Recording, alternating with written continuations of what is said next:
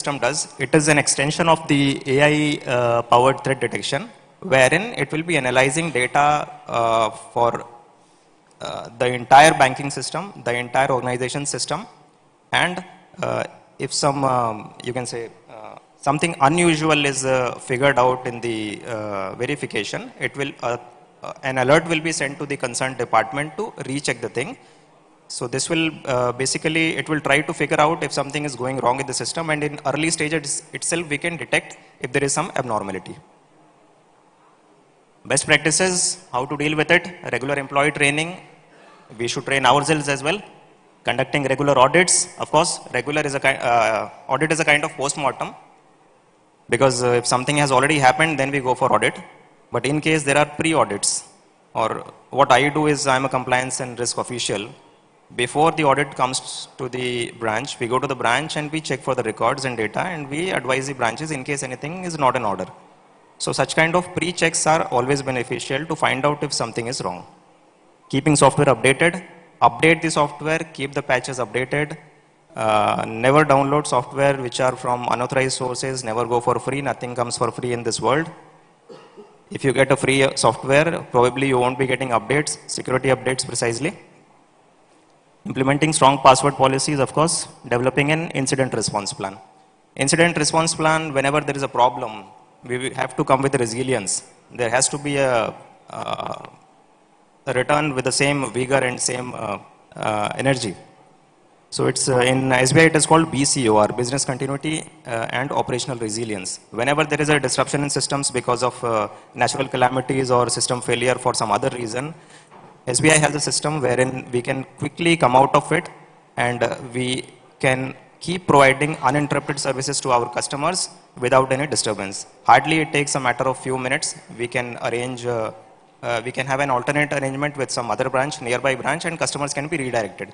So whatever transactions I went to do at this branch, I can easily do it in the other branch also. This is called BCOR, which is available all over India for State Bank of India. As I said, it is not only about banks, it is about individuals also. So these are some common cyber fraud mechanisms adopted by cyber criminals nowadays. Phishing links, the old good method, where we get mails and SMS with a link. SIM swapping, not very common, but of course when it happens, it is very detrimental, because all the OTPs start going to that new number and the person can get access to your systems. Fictitious online selling platforms. iPhone available on website, one website is for 1.5 lakh, another website is selling is for 95,000 rupees. Brings a kind of suspicion in us. So double check it, verify, check for the authenticity of the website, check for the number of visitors on the website, go for the reviews, try to identify the fake reviews and the genuine reviews, and finally you can decide about whether I should shop with this particular website or not. But it is always better to go for the reputed players rather than going for the unknown ones. Wishing calls. These are calls. Sir, I am calling from State Bank of India. You have to update your KYC. Instead of asking you to go to the branch, I will say, sir, you can share the details with me. I am sharing a link with you. And once a link is given, it creates a link between you and me, and I can get everything whatever you want. These cyber frauds are not a single, cyber criminals won't use a single technology for doing frauds. They will use a combination of 2 to 3 things. First, they will get access to your systems by either giving you some great offers. You can call it greed also. By giving you some great offers, they will try to get access to your systems, or by creating a fear in your mind. These are 2 mechanisms that are used by cyber criminals nowadays. It is called social engineering. It works on either greed or fear factor. Greed of getting higher returns, greed of getting free lottery ticket, some lottery ticket, or some world tour, some reward points, good returns in stocks invested by you, bitcoins and all. So this is one technology used by them. Second thing is fear. They will try to create a fear in your mind that if something so-and-so thing is not done, you will be losing this amount. You will be losing the life of your near and dear ones. You will be having an income tax rate. You will be caught by police. Some case will be registered. So these are the 2 techniques with which cyber criminals will try to finish their task. Basically, we often get into these things and we have to choose either of these. If you are not so well educated, if you are not so well informed, then the chances of getting caught is very common. Even bankers are getting defrauded nowadays. So be careful with phishing calls. Digital arrest scam, this we will discuss later, briefly, of course. Courier scams, it is another form of digital arrest where some people will call you and say some parcel is received which contains something, some powder-like substance, and it bears your name, your Aadhaar number is found, your phone number is there, so you have to come for an inquiry. If you want to avoid that, better you go to some police station and you appear over there. If you want to avoid that also, you have to pay some amount in the form of bail, and we will arrange for dismiss this case.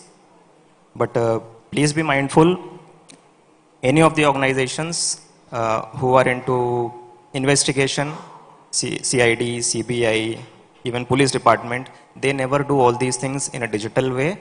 Please educate your families and elders also, children also. There is nothing like digital arrest or digital proceedings. Everything in India so far is physical only. There is no digital arrest. It's always physical, and they will be, in 99% cases, they will be following the SOPs. They have to follow their SOPs. So try to understand, whenever somebody is giving you a shortcut to get away with some legal implications, beware, disconnect the call.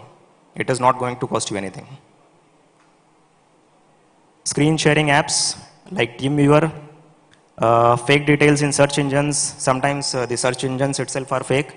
Always look for the padlock symbol on the top. And of course, you can see how many visitors are there on the website, contact numbers given on the website.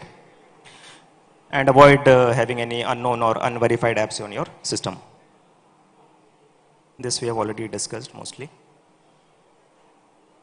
This is another kind of fraud which nowadays we are facing. In the name of interviews and training sessions, companies, some of the companies will ask to make you payment, but none of the good companies or reputed companies will be charging any amount from you before getting you on the roll. So never make such payments. Be careful. Lottery fraud, again, you have won a lottery of say 1 crore, you have to pay 5%. Oh, it's a good deal. Simply by paying 5%, I'll be getting this much of amount. No, nothing comes for free. And especially for lotteries, be double careful. Juice jacking, whenever you find a port where you can charge your mobile, always carry your adapter with you, adapter as well as the data cable. Simply don't insert the data cable in the charging slot because it can juice your data, phone data. If adapter is there, it will work as a protection. You will be getting only the current to charge your phone. Data will not be passed. So often on railway stations and airports, we see such charging points. Be mindful. Don't use simply your data cable for charging the phones. Better use the adapters. Along with the adapters, sorry. This has become very common. I think some of us would have received calls like this, that you have been digital arrested for something, and you have to pay an amount to get a bail bond. There will be a setup, there will be a video call where judges will be sitting or policemen will be sitting in uniform with flags in the background, and they will be talking as if they are calling from some investigation department in Mumbai, and they will tell you that, sir, your name has appeared in some unlawful activities and you have to face consequences. So immediately come over to Mumbai. We have a hearing scheduled for you. If you fail to arrive here, then we have to issue an arrest warrant in your name. They won't give you time to think over it. They will ask you not to discuss anything with anybody. This is how they will create a sense of fear in your mind. And ultimately you will be following their instructions. So these are all mind games which are played by cyber criminals to extract money out of us. Again, they have a benefit. They won't be getting arrested, no. It's very easy to get escape. And chances of arrest are minimal. They will disconnect the call. Many videos are there on YouTube where we see such cyber frauds have called real policemen. And real policemen have uploaded those videos on YouTube. So there is nothing like digital arrest. Arrest is only physical. Be careful with your transactions. If you have not done something, you need not worry. If you disconnect a call, nobody is going to take action against you. Not even the local constable. Nobody will take action against you. And whenever you come across such thing, please inform the bank. Please inform the bank wherever you are maintaining your accounts. Always note down the phone number of the branch manager or branch staff. Customer care numbers are given in all the passbooks, backside of the ATM cards, credit cards. Always be in touch with your bank. Change the passwords. Once you realize that something has gone wrong, you have to report it. The moment you feel like something is going wrong, it has gone fishy, you have to change the passwords. Change the password, block the ATM cards, block the internet banking facility, and later once everything gets settled down, you can again change the passwords and start using it. Courier scams, as I said, DHL, Jumbo Box. Some do's and don'ts for ATM cards. It's all very common, known to everybody.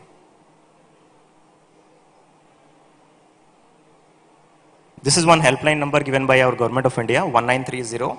For any kind of cyber frauds, we should report it to 1930, or we can lodge our complaint to cybercrime.gov.in also. Apart from and in addition to informing your branch manager or branch staff, you should report on this also.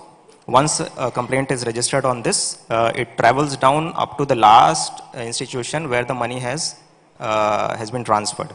See, when somebody takes your money or transfers the money from your account to one account, there will be a chain of transfers. The money goes instantly to so many banks, so many accounts. So it is always beneficial to report the matter in the golden hour. That is the moment you realize it has to be reported immediately. So thereby the chances of recovering this amount will be on higher side. 1930, the department says there are chances of 80% of recovery when it is reported well in time. So the moment you realize something has gone wrong, even if it is midnight, try to report it immediately. At least start the procedure.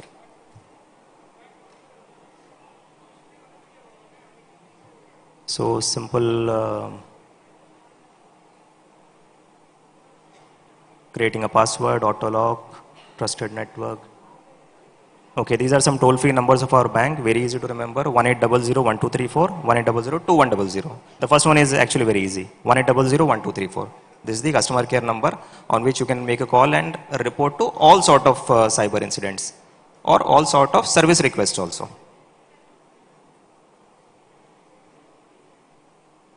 So with this, we come to the conclusion of this session. Thanks for being a very patient listener. I wish you a very good day ahead. Thank you.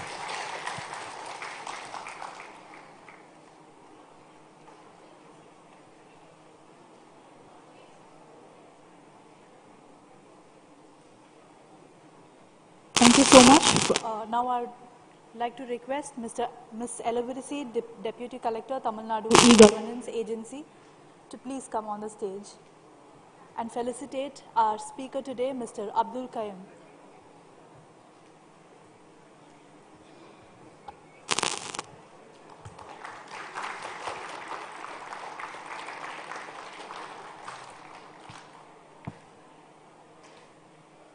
Thank you so much for contributing to such a meaningful session. Let's contribute, explore and learn and innovate together. Next, we are moving on to the other session, which is a panel discussion on the topic, building a tech talent ecosystem, nurturing the next generation of innovators. And for this, I would like to first call upon Ms. Rama Devi, Chief HR Officer, who will be the moderator and speaker for today.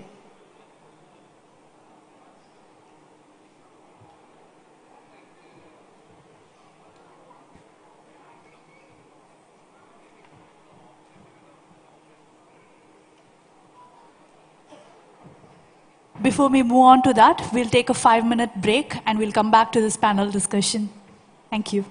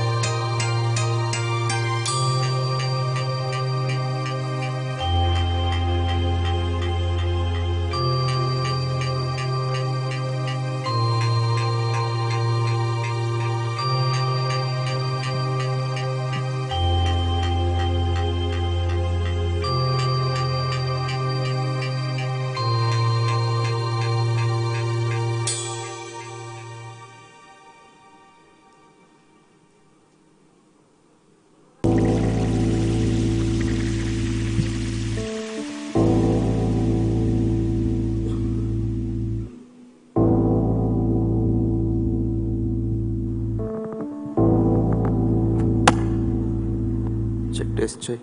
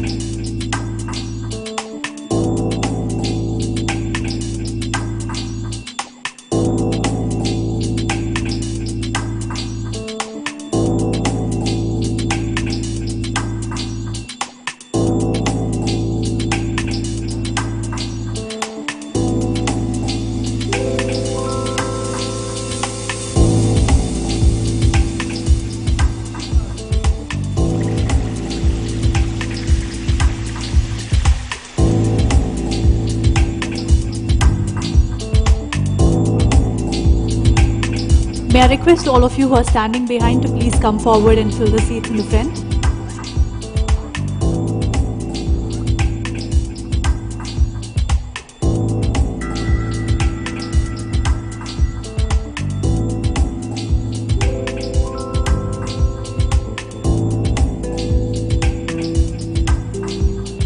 This is a kind attention to all of you standing in the black. Please come forward and take your seats.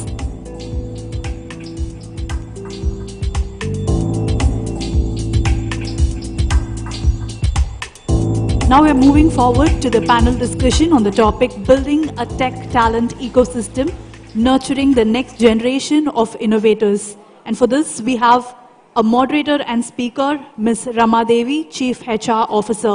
Can we give a huge round of applause as we welcome her on the stage, please? Ramadevi, a seasoned HR professional with over 25 years of experience, blends strategic expertise with operational excellence. She served as an Indian Armed Force, first women air traffic controller, handling critical flying operations. Transitioning to IT, ITES, and FMCG sectors, she excels in talent strategy, employee engagement, and leadership coaching. We welcome you, ma'am. Next, I would like to call upon our first panelist for today's discussion, Mr. Charan Kumar Shetty, Director, UPS, Indian Technology Center. Can we give a huge round of applause as we welcome him on the stage, please? Mr. Charan, Director, HR at UPS India Technology Center, is a seasoned HR professional with 25 years of experience in consulting, talent acquisition, HR transformation, and workforce planning. With experience at Randstad and L&T, he excels in leading teams, driving transformational projects, and mentoring future leaders. Can welcome you, sir. Next, I'd like to welcome the second panelist, Ms. Jayanti Vaidyanathan, Vice President and HR, PayPal India. Can we give a huge round of applause as we welcome her on the stage, please? Ms. Jayanti Vaidyanathan is the Vice President and the Head of Human Resource at PayPal India and has played several strategic roles globally and across the region. During her 25+ years of diverse experience in human resources, Jayanti has led HR, the high-tech technology and consulting fields in companies such as Conveyance and Fidelity International, where she helped partnering strategically with business leaders. She is the recipient of the Most Powerful HR Professionals of India Award by the World HRD Congress and an Innovative HR Leader Award. We welcome you, ma'am. Next, I'd like to call upon a third panelist for today, Mr. Shri Mahedesha V. Can we give a huge round of applause as we welcome on the stage?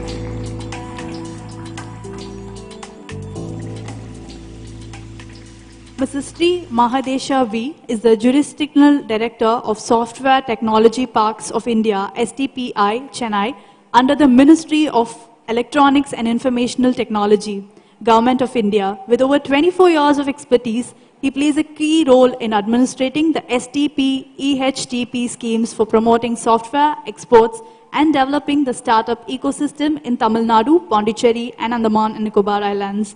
He has made significant contributions to the IT industry, ESDM sector, startups, e-governance, and cybersecurity. We welcome you, sir. I'd like to call upon our fourth panelist for today, Mr. Srikanth, CEO, ICT Academy. Can we all put our hands together and welcome him on the stage, please? Mr. Srikanth, Chief Executive Officer of ICT Academy of Tamil Nadu, is a seasoned leader with over 20 years of experience in education and ITES sectors. Since joining ICT Academy in 2012, he has advanced through roles now driving strategic planning, government projects, corporate partnerships, and education technology.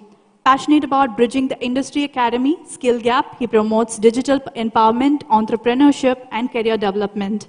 A frequent speaker advocating initiatives like Skill India and India Digital.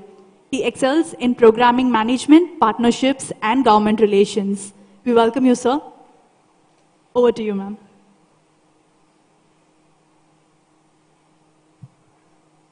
Good afternoon, all. It's my proud privilege to be with this esteemed panel today. And as we all know, the pace at which the industry or the technology landscape is changing, it's important and very pertinent for the manpower to be ready for that. The world belongs to people who can innovate fast and keep up their pace with the moving technology space, right? So this esteemed panel today will be sharing their views and visions on how to build a technology talent ecosystem which is sustainable, especially for Tamil Nadu as well. Their views on how to build this talent ecosystem and explore some of the strategies for cultivating this ongoing innovators which we need. We really need innovators to keep up the pace of the industry what we are having. So, the first question or rather, first topic which I would like to, garner your attention is towards updating of curriculum, which has been discussed much about, how the curriculum followed in the academies or the technology institutions need to be updated on an ongoing basis to match up with the industry expectation. So, what are your thoughts on that? What's the frequency of this updation needed, and how can curriculum be commensurate with the technology demand of the industry? So, would you like to go, sir, first on this? Shrik? You would like to start? I just put it this way.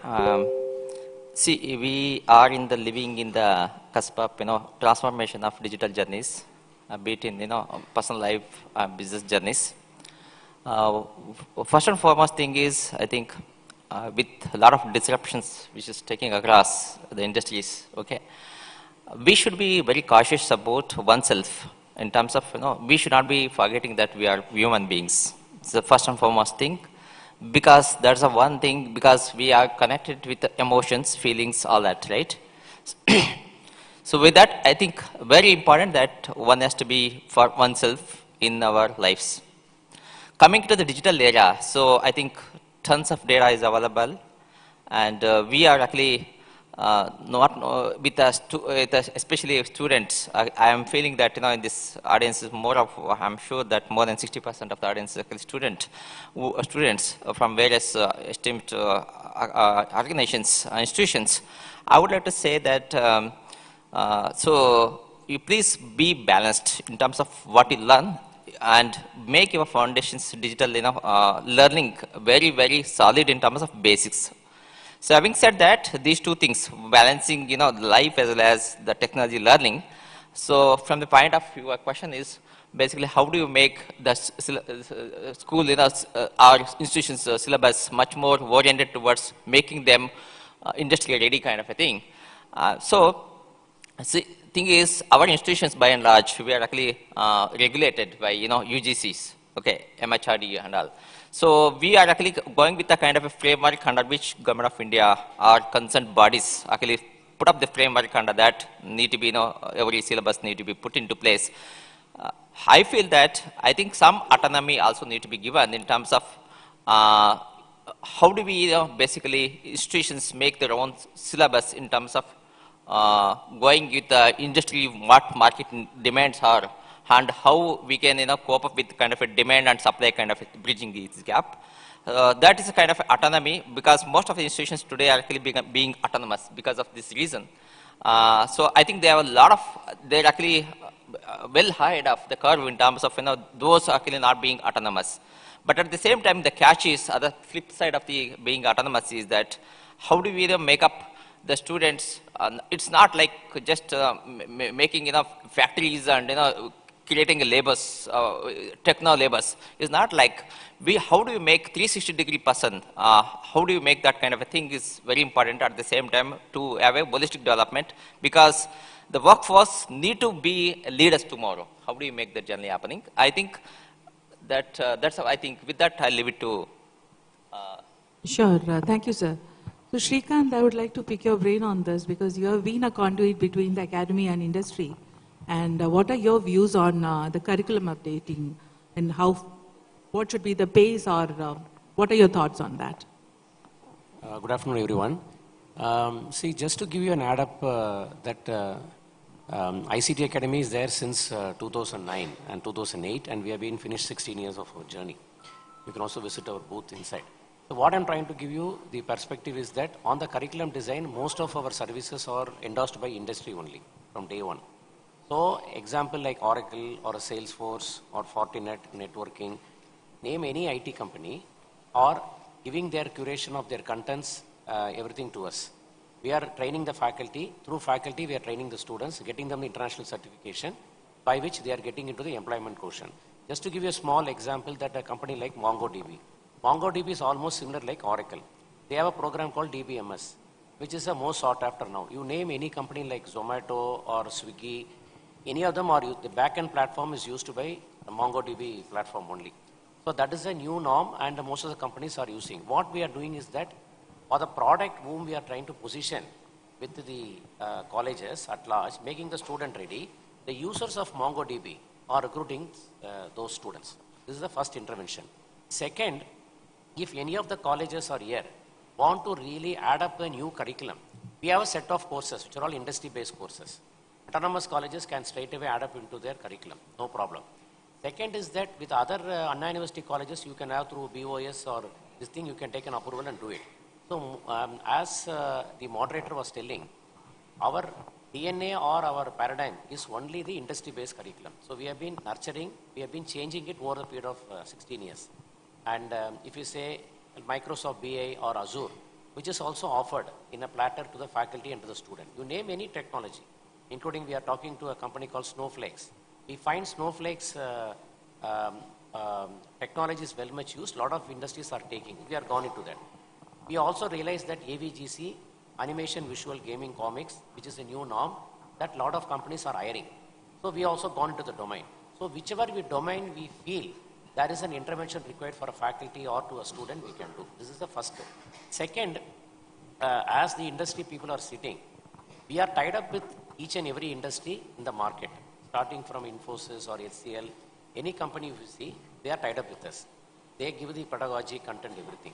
So my point to you is that at large, the solution of the academia industry gap or the analysis skill gap issues are being addressed continuously, theoretically and practically also. So that is being, intervention is we have been doing because that is our core working strength. Thank you, Shrikant. Ma'am, if you can, take on this. As companies, as a global organization operating in the tech space, how do you find the educational system producing industry-ready graduates? I think we just spoke about it in our lounge area as well. I think today every organization is invested in doing a lot of customized programs to ensure students coming from campuses are really industry ready or company ready, right? I think what you go through is a very generic curriculum. There is a need for us to invest, like Sharon was talking about what they do at UPS. Similarly, we do at PayPal, invest in boot camps to ensure that there is readiness. But I think a few things that cannot be taught even in a boot camp, maybe I'll touch on that because I see a lot of student community here, is from a skill standpoint, your functional technical skills are a given. We expect you to come with fundamental skills, which we can help you groom, okay? That's a no-brainer. We can enable you to, get functional.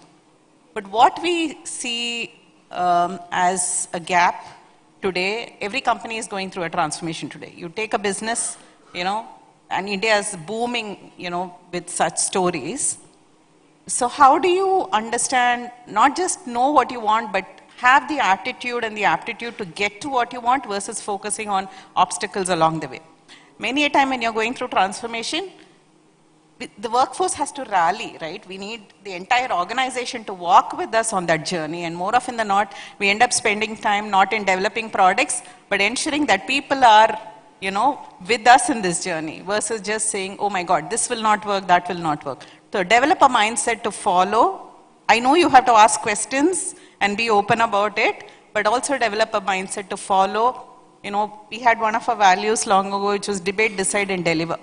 Debate is done, decision is made, start delivering. Focus on, what you have to do versus just focusing on obstacles. Sharpen the saw, again, is very critical, Rama, I'm sure. Absolutely. These two axe cutters were spending the same time cutting the tree, and one was like felling trees by the dozen, the other was not. And what he did, he was sharpening, what they call sharpening the saw at home, right? That's what helped him. So continuous updation. We talk about innovation all the time. For me, it's not that $1 million idea, but incremental innovation, what you do, small things that you can bring to the table. So these are skills that one cannot teach even in an academic institution, but as students, how do we think about those and adapt to that is a big question. As companies, we're ever willing to work with academia to enable some of these through various, and there are various tools to do that. So I know it's a long-winded answer, but thank you for that question. Thank you for sharing your thoughts on that. Charan, would you like to chime in on that? Thank you. Good afternoon, everyone. We are on the consumer side. When I say consumer side, we pick people from colleges. So we are a consumer, we expect a certain limit of competency to come from there. But we also understand these are all freshers. You right from the colleges. There's a generic kind of topics being taught. But what we look out is that just not the technical front. Technically, yeah, you teach them .NET, Java, full stack, all fine. Theoretically, they're good. But practically, are they good is something that we sometimes find them a little lacking on that. So I think the exposure, again, we were talking on the launch, is that a lot of colleges have these internships as the last 6 months as a tick off and say, okay, do internship, you're off and done. I think internship should be there at least for a year. That's how people will learn, that's how people know what's really happening in the industry.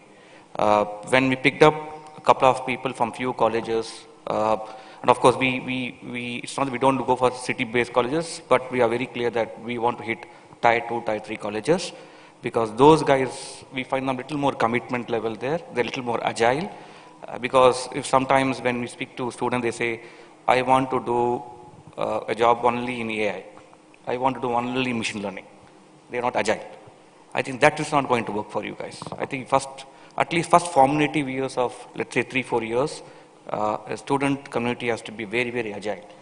It's like, for example, we remember IIMs types, they will put across everything, marketing, HR, finance, for first 1 year, 2 years, they go through that, and then they put on a specific role to say, okay, this is where you are going to be. So I think the mindset of the students has to change that, first of all, let me be agile to come. The second is that, as Jayanti said, that, the soft skill is something that we find is something that we lack. When they say soft skill, for example, just imagine this. We are going to bring a student, they're going to talk to somebody in the US, UK, or Europe. First of all, they will get very, very perplexed and say that, what are these guys talking to me? I'm not able to understand. And if you don't understand that communication, what those guys are talking, it's very difficult for you guys to go back and also answer them back. You may be technically strong, but are you able to give the clarity of thought? Are you able to give that very clear communication to them? That's a little difficult. So along the technical skills, maybe the colleges can also concentrate on developing soft skills. Communication skills will be there and aptitude will be there. So that's what we look as a combination when we pick up people from the colleges. Just not technical skill. Technical anybody can do. For example, we just went to a college about 2-3 days back. Somebody scored a high 92% cutoff. But when talking to that particular person, they were not able to articulate the project itself. So technically they're strong, but then we shifted to a vernacular language, and then they were able to speak in Tamil very fluently, and very clearly they were able to tell us what they did. So, but that is not the need as R, because we are going global. We are not in situated only in India or Tamil Nadu. It's about US, UK. A lot of GCs are coming down, setting up shops in India. So your communication skill has to be very, very good. You can do that. It's not that nobody from a rural side cannot do it. Anybody can speak. It's about practicing. Just about last point, we picked up 15 people from a tier 2 colleges about 6 months back. One of them, one of our colleague's friend, they also went to a campus, and they saw 2 students talking in English. Okay, conversation in English in that sort of a tier 2 city. Then he asked them, this is why, I'm surprised that you guys are talking in English. Why? He said, we have been picked from the UPS. We know we're going to talk to US people, so we don't started practicing not talking English. And that guy took the video, sent to me and said that this is what it's happening in the colleges. I thought we felt very happy about that. And that is what is required from the college community also. Yeah. That's inspiring, isn't it? So we can make 100 programs, but the ultimate readiness has to come from the student community, right? No willingness to go that extra mile and learn little extra than what the college curriculum is teaching is what is coming out from all my panel's discussion. So just to pick the thread again between probably Mahesh and Shrikant, how do we ensure that this sort of the ICT sort of initiatives are given to even the underserved communities or the far-fetched tier? You talk about tier 2. What about tier 3 or villages?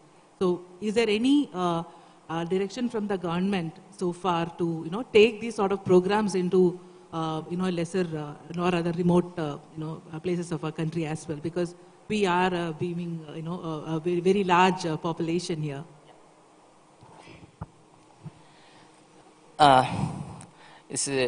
Look at today, we have about 1.4 billion population in India. I think more than 50% we are already connected, internet connected. After that, if you can look at the stats of, basically how many of them actually engage with social media and digital literacy and all. So when it comes to that, it's about more than equally as internet connected. Those who are connected, I can put it this way, digitally literate. In a way, how do you access the technology and start using that technology point of view? If you can look at, with the introduction of UPI, the things have dramatically changed in India. That gives one of the best example how basically we are adapting to those kind of technologies. In our basically digital lifestyle, how one has to be there, and also business entities can embrace those.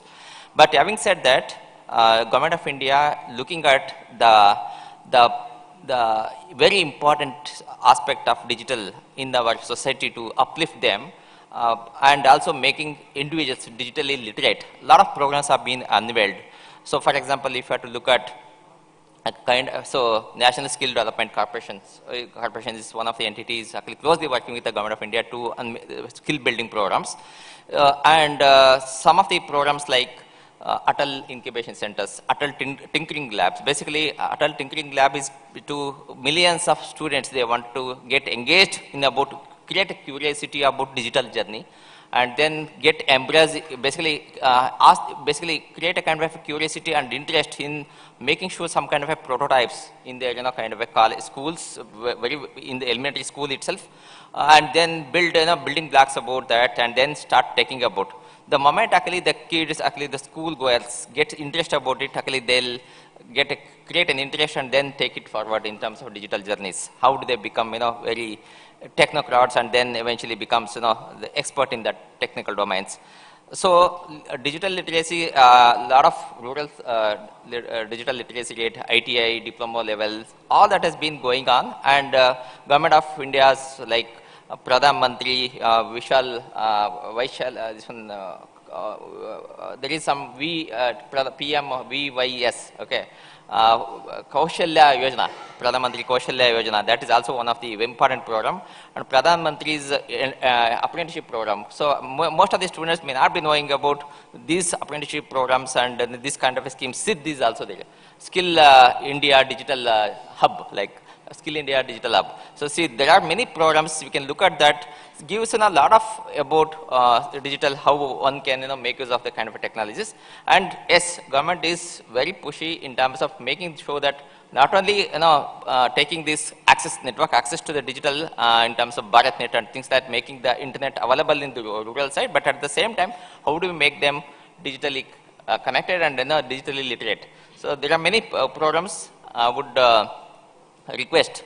I would actually suggest that everybody that make use of those kind of a platform. Very fantastic, but at the same time, don't lose out in terms of where you want to be at the end. Where you want to excel. So make your path very clear about it.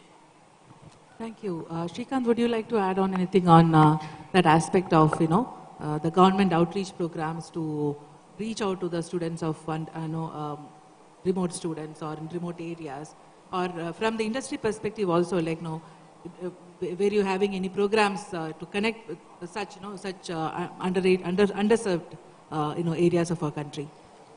The intervention from government, we are doing a project. Actually, we are funded by MIT only. The company was formed in 2008-9, funded by MIT. So we are doing a long-term program with MIT now that we are going to create one center of excellence in Madurai, in Tyagarajar College, on ESDM and EV. So the government of India has announced a policy that a manpower development scheme, particularly for this industry. So we are establishing our first campus there. The colleges and students will be able to access to the making them ready for the semiconductor industry on the ESDM industry. That is one intervention we are doing now. Second intervention is there to NSDC, National Skill Development Corporation. We have launched two programs. One is for the TOT, that is a training of the trainers. Any faculty member is here, can actually enroll for that program. You will be getting access to the latest technologies domain, like example AI or ML or any domain you talk about it. We are trying to certify the faculty member. That is one program. Third is that we are also going to train some students also on the new technologies. So this is on the intervention from the government side. Other than that, there are some running programs which we do concurrently, consistently with the government support in various forms. That is one. Mainly, if we see, 90% of our work predominantly stays with industry only. These industries only are approaching the government also. So government also felt that the sovereignty or independence with ICT Academy to tie up with us. I'll just give you one example. Infosys, Capgemini, Honeywell, ITC Infotech, you name any IT company, even Cognizant, TCS, have been part of our journey. They have funded us, and we are doing a 5-year project with MIT. We are doing a 3-year project with Infosys, training some 45,000 students. My humble request here is that whichever industry is sitting here or any of the industry people are here, really want to tie up with us. Whether you want to come as a speaker, whether you want to come as a mentor, whether you want to come as an affiliator, collaborator, we are welcome. You can play a big part with us, either in the faculty training, industry endorsed training, or you want to become our speakers in various seminars. What we do, touch base with the clients, we can do. We have our senior members also here. We have a stall also. You can connect with us. This is one. Second, with the faculty, we have a host of faculty programs, both funded by industry and funded by the government. We have a faculty program which is running, cutting across all domains, from IT, ITS to AVGC to ESDM to life science, to name any sector, including BFSI. We are also doing a large program with the fintech area with a company called Finestra, based out of Pune. We are doing a program. So any industry is already available with that. So you can endorse that. Third, with the student segment, every institution, in fact, we have a CIT chairman also sitting here with us in the gathering. Any college, we have a spoke model. Every college across India, we are doing some 2,000 colleges across India. Every college, we have kept a spoke model. There is a spoke in a college who act between a mediator between ICT Academy and the institution. All are driven through a spoke. So the colleges, students here can approach your spoke in your own institution, who can take our services. We are doing a lot more programs. All this program, whatever you are giving, a Salesforce Cloud Architect program, or Oracle program, or Microsoft Azure BI, Fortinet program on networking, most of the programs are given without any cost to you. So that we can do. Then finally is that we also have our own research journal, which is also UGC CARE. Some of the corporates who are pursuing, who want to submit your papers for a PhD, you are also welcome to submit your papers to us. That's one. Second, somebody wants to become a peer reviewer, you can also become a peer reviewer. On the Imagine, on the closing today, with the Deputy CM, we are going to launch our special issue on the AAML. Today's special issue, you will find that there are 5 articles which has come from UK, from the foreign people have done. So intervention is large. Whoever want to play a role with us, in any form, with any industry want to play a role with us, we are open-ended. Yeah, if you don't mind, if I can just add, I think I can vouch for what Mahadesh said. We've been hiring first-generation learners, especially from non-tier 1, tier 2, tier 3 areas, and we put them on par with any campus grad, put them through a special boot camp, and I can tell you the quality of candidates have really gone up thanks to all the programs that you're speaking about. We've seen that. But I just wanted to also kind of park a few points on the table. One, I don't know if you're following a straight jacket approach, right? Let's come up with these bunch of programs and let's digitalize this and give it. Can we do more of, institutionalizing programs that work for the local community? Maybe in the vernacular, maybe in agriculture, maybe in textiles and so on. So it supports the local businesses, and development in that particular community.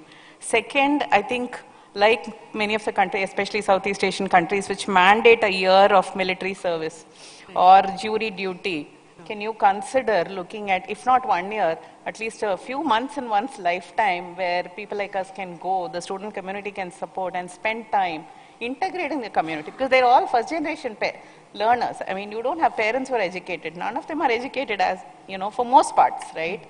So it needs that community to come together as well. Just to add on to, before you ask, the thing is, train the trainers model is very important because the kind of a population we have. Let me tell you, the moment actually we put some percentage of a population, it's like workforce, okay, to make it industry ready for that, it's very highly difficult for any institutions or anything, because we have to train the train models. I'll just give an example. See, for example, if you have to train some student community or education institutions community as a large, what you have to do is I tried that, I wanted to do it in Kannada government, engage partners, corporates, and mandate corporate that every corporate should mandate there are architect level person who should actually build take up at least 2 sessions in a year to every colleges. Okay, they can train the faculties.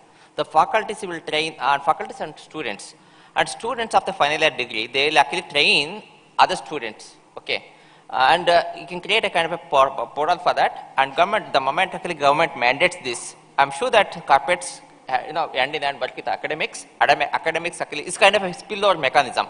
Then they can reach out to the masses and create what is the skills level required, which is actually high tech, or maybe in the very fundamentals, or at those who are actually want to be support services.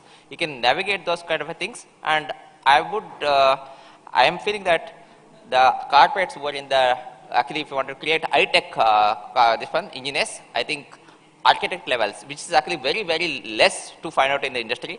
Those communities available, if the corporates come forward to engage with the government and start doing this one, and this can transform in terms of reaching out to those who would want to aspire to be those kind of levels. Sure, thank you. That was a very different thought process, Jayanti ma'am, which you added. The industry need not be specific. What is probably relevant for the communities in the remote areas, like can we create more job opportunities by relevant interventions, whether it is industry or academia or government coming together and creating programs which is more relevant to the remote areas for underserved areas especially, is something which would be relevant. So that's a thought process which you are mentioning. So moving back to the IT and the skill gaps which we were talking about. As a global organization, to both of you, how do you view Tamil Nadu as a talent hub?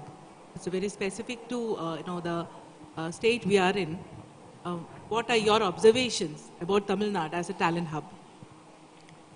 I think the reason why I picked up Chennai or Tamil Nadu to be set up our own GCs talks a lot about that. We did a lot of research before we finalized this particular location on that. One is the availability of talents there. I think the education system by far is a little better than any of the states here.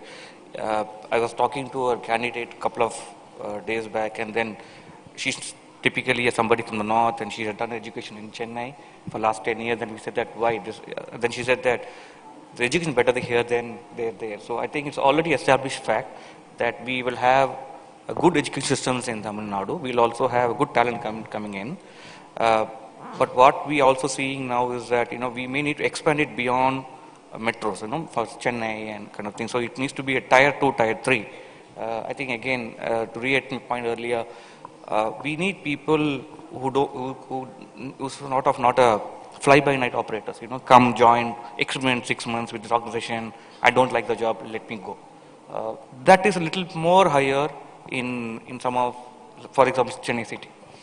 But if you give an opportunity for somebody from a down south or tier 1, tier 2, tier 3, they want to prove themselves.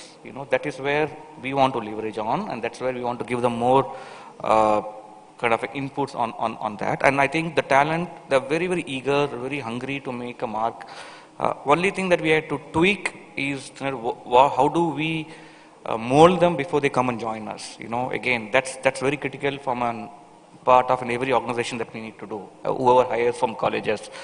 So it is not that, we go to a college, we pick up people, they do the job day one. It's not going to be that like that. These are typical people who are 4 years theoretical knowledge, who are just transforming into a corporate life, from a college to a corporate life. Very difficult to manage for 6 months, because college you have lots of fun, but again, corporate is not like that.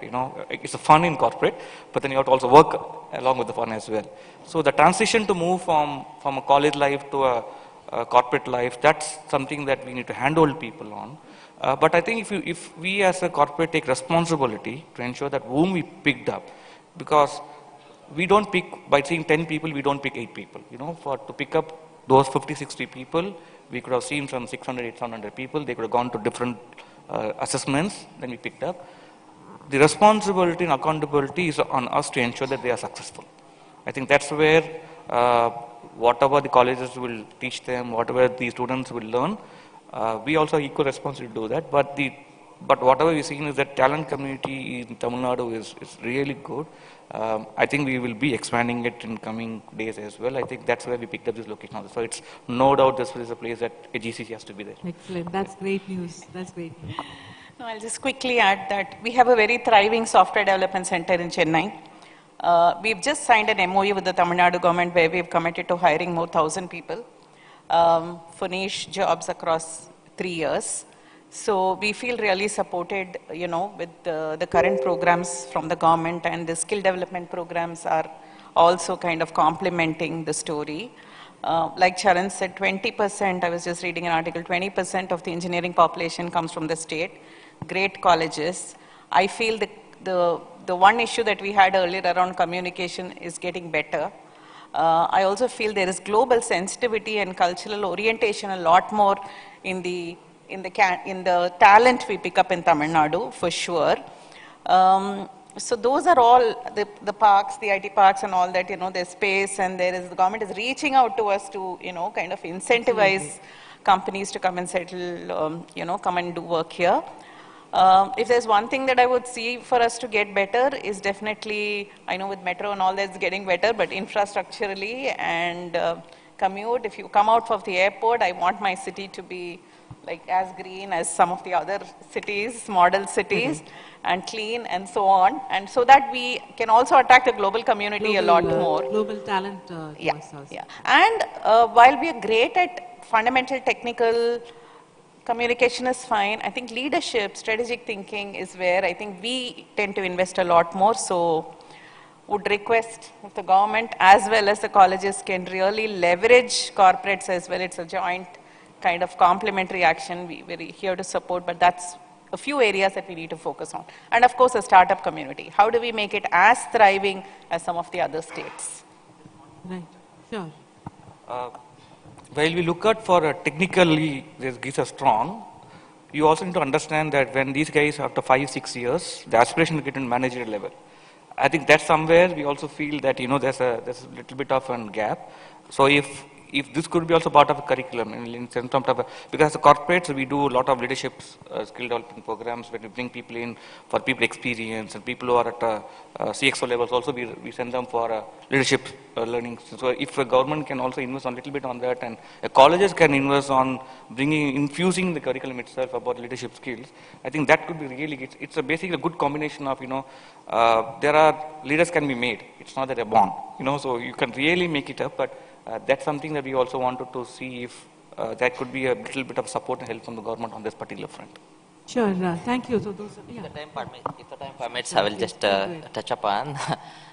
See, government intent is to basically take this industry behind metros. Okay, I must have seen this Digital India program under that very successful scheme, India BPO promotion scheme. In fact, I was one initiated this kind of a thing to basically create a jobs in tier 2, tier 3 towns. Okay, and let even non-technical persons should be part of the journey of digital journey of India. So with that intent created, and it has been quite successful. We created about, the intent is to create about 1.5 lakh new jobs. It's not the repetition, new jobs. So that has made a significant progress. And today, if you can look at STPS centers, okay, to promote this industry, we are actually emphasizing more about smaller towns. So 57 centers out of 65 centers in the pan India, we are about in the smaller towns. Coming to the Chennai thing, see, the thing is blessed with kind of a good infra as compared to Bengaluru, because in terms of less traffic and things like that. But nevertheless, I think we'll have to take this to the tier 2 like Madurai and all that. And in the recent meeting of ministers, I was actually mentioning that you can make use of Vasuru as one of the gateway for Tamil Nadu. You can attract a pool, a talent pool who are working in the cutting edge technologies, bring to Chennai, and now basically empower this kind of startups in whatever way government can this one, and startups can be encouraged, incentivized to set up their units in smaller towns. This how this can percolate across Tamil Nadu region, and it can prosper, and every individual get benefited out of that. thank you, thank you. Definitely, there is a a positive impression about Tamil Nadu colleges. In fact, from in my organization also, we get at least contacted by one college in a week, asking us to come and set up technology labs and have the student interaction. So that there is a lot more rigor and approach from the academia is definitely there towards the industry, encouraging us to partner with the colleges. Definitely, therefore, Tamil Nadu is actually pushing themselves as a very approachable talent market, and making it very amiable for the corporates to invest as well. So that actually segue into my next question. Again, to Mahadesha and Shrikant, probably if you can take a stab on it first. What measures have Tamil Nadu government taken, to nurture startups and the entrepreneurs, especially from this younger generation entrepreneurs, basically from educational institutions, or is there any specific programs which are happening? Okay, two things actually. IIT in ICT Academy is actually established this campus. We have office in IITM Research Park. We have technically gone there only to help the startup community, either for their hiring or helping the students to come to IIT Research Park, do some startup activity. Their ideathon can become the reality. We have technically gone there on a 22-year lease. That's what we are there. So 440 companies are there. There are around 13 centers of excellence are available. So what we have seen in our journey for 3-4 years now, a lot of colleges actually got benefited. One is that the startup community has opened up for them, and some of the colleges have tied up. I'll just give you one example, that Avanashilingam University based out of Coimbatore. A student had come on an industrial visit to the institution, 45 students. They had come, they had met, incidentally they met a Professor Ashok Junjunwala. Most of you know a renowned professor, he was there. They had given one solution for a blind people. What is the solution? That really make into reality. Today that 45 students have started a startup, funded by IIT Madras. Startup, now their turnover is 1.5 crores.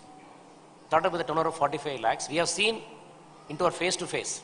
So this is a bigger intervention. They are in the third floor there. You can actually see that product. They are trying to make it as a patent. It's a very unique product they have done, a sensor-based product. So such is the intervention that we have created. Having we gone there, we are able to do this nurturing of startups, or helping the students to start up the journey. And we are also understanding what is the difficulty of a startup there. The main two things is that one is marketing, second is a manpower requirement, talent pool. That we are trying to measure it up and take it up. And the second is, finally, is that there are 13 center of excellence starting from EV to clean energy to battery energy up to quantum computing, up to 60 test bed. Every department, government of India, heavy industry, MeitY, telecom, everybody has invested in some 13 to 14 center of excellence. That center of excellence, they have got an industry academia tie-up. There we are playing a role. DRDO, they have a big establishment there. They have one program called Young Scientist Program. See, technically, as we go there, we are able to understand. One is that we are moving with IIT professors. We are talking about the new technologies, new inventions, new innovations from the startup, one from the IIT side. That is also make our very job easier. As a holistic, as a wholesale requirement, we are able to give it to the academic community at large. Thank you. Would you like to add on that? And Yeah. So would like to take up or shall I? Yeah.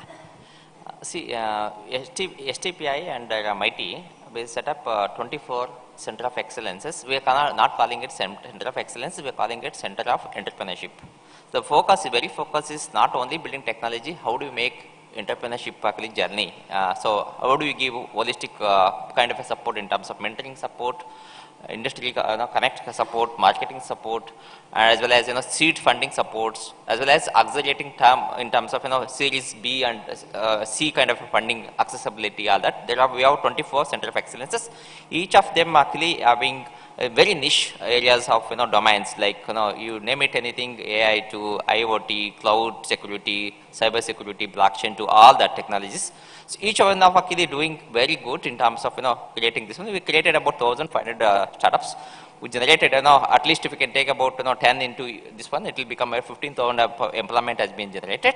And let me tell you, most of them actually operating in the smaller towns. Okay, and this government is pushing a lot in terms of creating entrepreneurship ecosystem in the country. And we wanted we government to look forward to create a kind of a products instead of becoming a service-oriented company. Product nation and IP has been taken one of the leading thing in making sure that every company will be doing innovative jobs and file the patents, and that's how companies can evaluate and prosper in terms of this one. But as far as skilling is concerned, I think there are a lot of skilling requirement is coming up, because one have to look outward. In the moment any student community make sure that fundamentals are very clear in mathematics, fundamentals very clear about the science, and then you can look at, then it comes fingertips in terms of coding. Coding is not at all in a kind of an issue, because the coding comes with if we name it AngularJS to whatnot, Ruby to R programming, all that becomes very easy to this one. So skill building, once you make the fundamentals ready, skill, you can pick up the things and you can, basically excel in that. With the AI coming in, so please be very clear about what is that you want it to be in the AI journey. And it's going to transform, there is no doubt about it, but be this one. And AI tourism also coming up, because talk about like regulation of AI, and testing of AI, risk, how do you make sure that the tool is going to be assessing that kind of a thing, whether it's biased or not, unbiased, all that. I think so a lot of opportunities in terms of space technologies, things like that. And student community can choose which field wanted to excel. And if you want to become engineers, yes, opportunities are there. But if you want to be excel in our business life, I think entrepreneurship journey is the key element. You would love to learn about, along with the technology, you should learn to know about business as well. Business means you have to, how do you collaborate, communications, all that together. Thank you. Thank you. In the interest of time, we probably will have to wind up. So unanimously, the panel has agreed that the building the tech ecosystem, the talent ecosystem, is going to be a collective journey of the academia, of the student, of the government, of the community, as well as the businesses, right? So that's what we are all looking for. And for the student community, there is plethora of opportunities available, whether it is government-led opportunities or organizations are giving such opportunities. ICT, like academies like ICT, is offering such platforms. It is for us to find what is the right platform for us and leverage that for the betterment, whether it is a student journey of becoming a technologist or an innovator and becoming a startup and an entrepreneur. That is something which the individual has to choose, right? So We can take one or two questions, if in case somebody is interested to ask any questions to the panel. Yeah, I can see that lady there. Please, go ahead.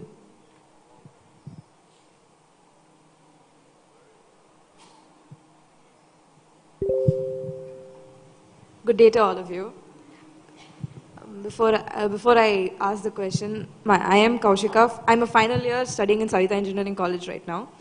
This is a question that I would like all of you to answer, but it mostly sprouts from Charan Kumar sir's idea. Like the first 4 years after one college student comes out to industry, the first 4 years we should be agile. That is, we should try to explore all the departments that are there, and then see where we excel in.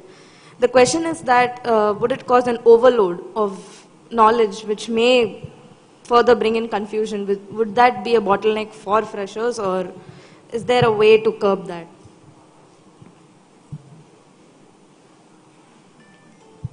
Okay.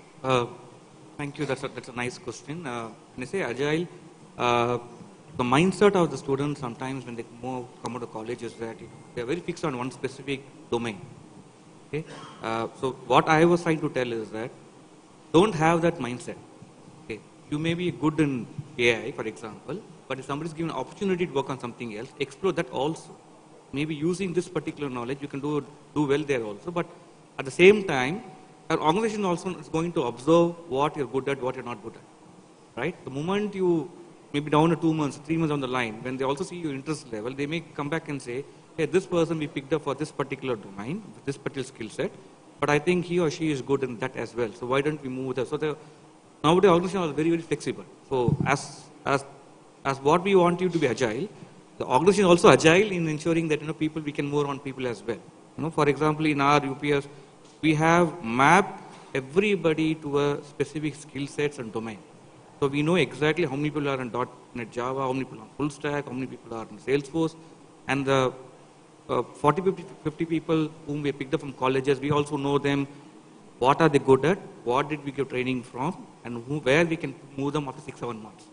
So the agility comes from the fact that, you have to be clear that this is my favorite area to work with, but if somebody is something in life, you don't get what you want sometimes, most of the times. Definitely. Okay. So what you get it, you make a master out of it, but at the same time, you can also use that opportunity to go back and tell people that, I'm okay with this, but there's any opportunity to look out for internal organization, not outside the organization, to say that, can I move to this department? But any early mover is also looked as whether that person is not agile. So you have to be very careful, very balanced when you put across request to move from one domain to domain. But first 1 year is normally a time where an organization will like to also explore where these people are good at, where these people are not good at. So make use of the 1 year to find whether you fit in or not fit in, and then accordingly make it. Yes, thank you. I'd just like to add, sometimes agility from a student community lens is interpreted as, oh, I've been in this team for 1 year, let me get agile and move to the next team. That doesn't work in real life scenario, because we also want you to give back. 1 year you're learning, as he said, right? There's a boot camp, we invest a lot. You have to learn the business. Agility comes in understanding the business, understanding the team that you're part of, going deep and having some expertise in that area before you think you have to move on. So I would say practice agility in some of these ways versus saying, okay, I need to be a rolling stone and move from one team to the other. That doesn't give you that long-term stability, or will you be seen as somebody who has that expertise in something? Yes, So make a cautious choice. Yes, ma'am. Thank you so much. Thank you, panelists.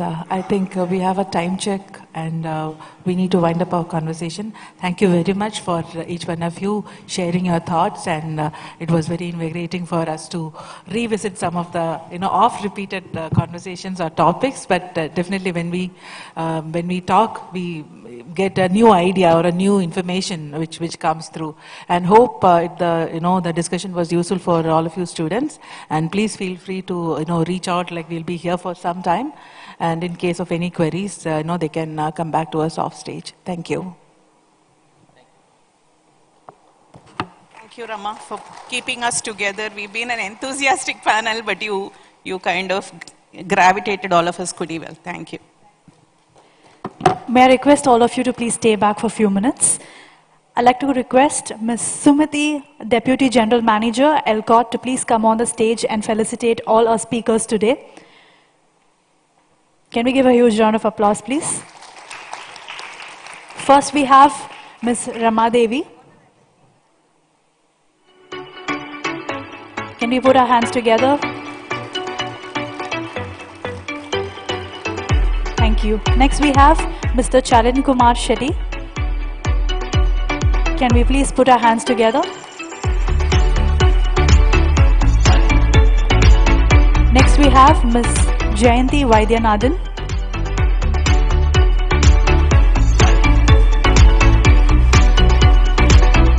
Next, we have Mr. V. Mahadesha. Can we please put our hands together? Last but not the least, we have Mr. Shrikant. Can we all put our hands together, please?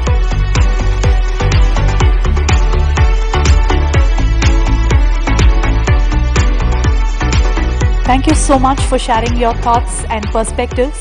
Let's take inspiration from the ideas shared today to drive innovation and collaboration for a brighter future tomorrow. Thank you so much once again.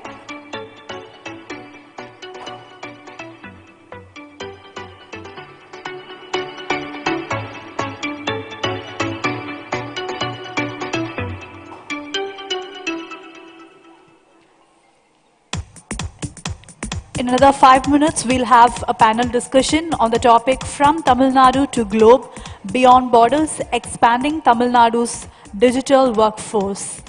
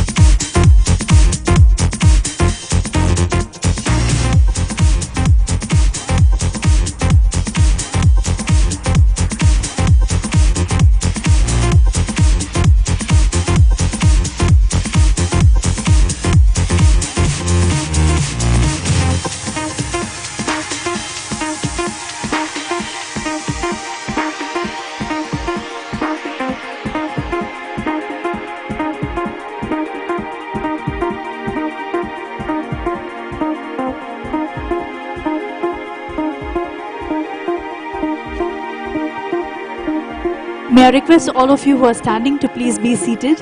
We are going to begin the next session.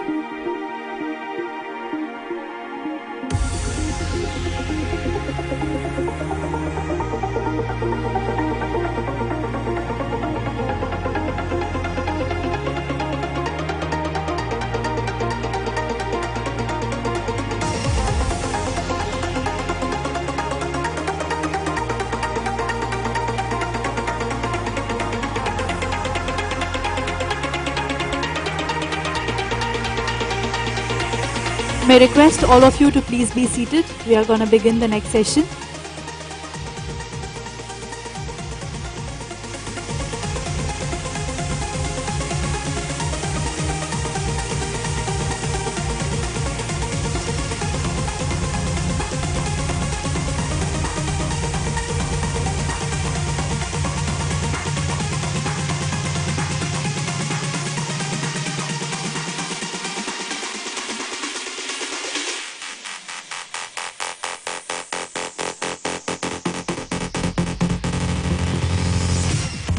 Once again, may I please request all of you to please be seated. We are about to begin the next session.